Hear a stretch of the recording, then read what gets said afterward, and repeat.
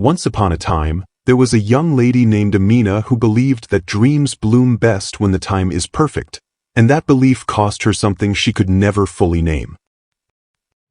She learned this too late, but not too late for the lesson to matter.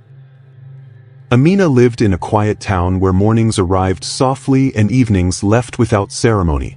The days there did not shout. They passed like dust in sunlight, visible only if you paused long enough to notice. People called the town peaceful.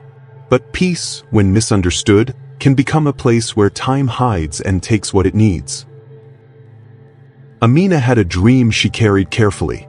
Not loudly, not proudly. She wanted a life that felt true, work that mattered, days that felt chosen, not assigned. She wanted to grow something of her own. Not for applause.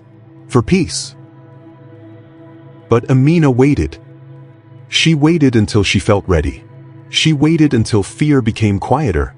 She waited until the world gave permission. And while she waited, life kept walking. Each year, she marked time by small things. The creases forming at the corners of her mother's eyes, the way childhood friends stopped asking what she planned to do, the way her own reflection began to look like someone holding her breath. Still, she waited. She told herself she was being wise, careful, patient. She believed waiting was the same as preparation. But waiting, when it becomes a hiding place, is not patience. It is a slow forgetting. In the corner of her room sat a small cloth bag. Inside it were seeds, given to her long ago by her grandmother.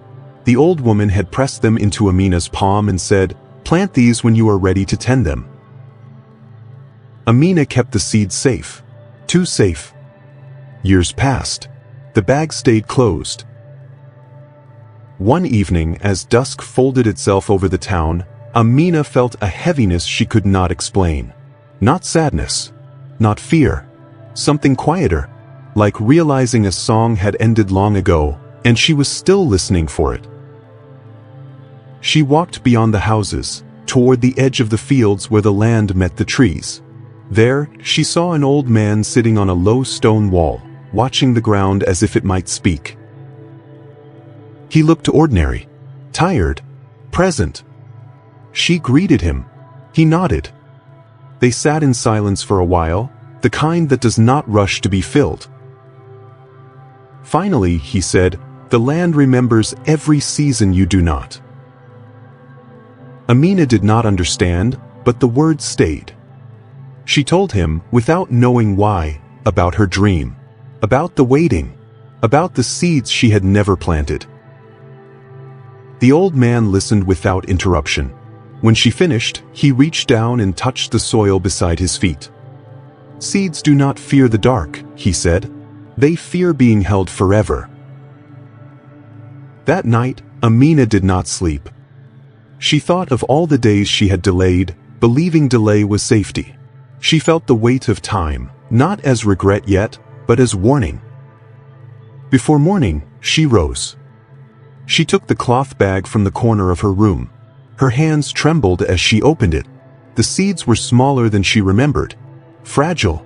Alive. At dawn, she went to the field behind her home. No ceremony. No announcement. Just bare hands and quiet resolve. She knelt. The earth was cold. She planted the seeds. It was not brave.